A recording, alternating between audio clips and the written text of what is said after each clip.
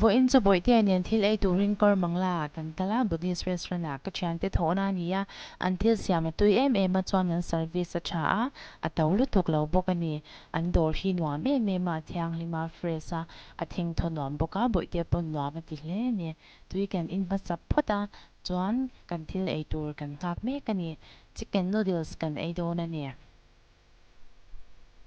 kan thil cha lo thleng to a hei tui mel le mai boite hian ei ve du wangin a thak lovin pasiam tira boite hi ka ei tir ma sapot ton ani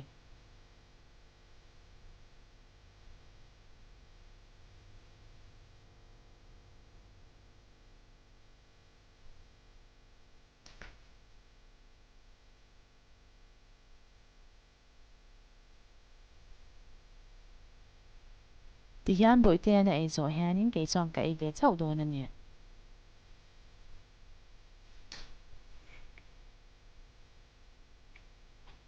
boite na ei zo to a kan ei ve chanang a tui lu tuk boite na ei to don lo wangin war chan hui te kan tela thak te lo hi chuanin ei har ka ti thina thak hi ka du thina ve chuan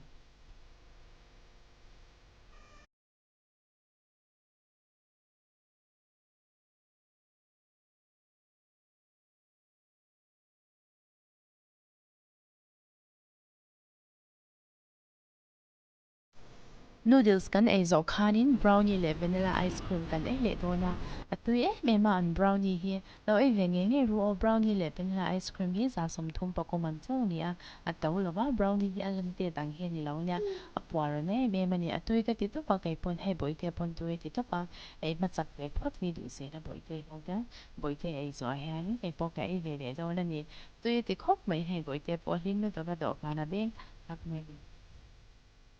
ice cream to pitsina ice cream nang cho abo to tilawangin makatilutok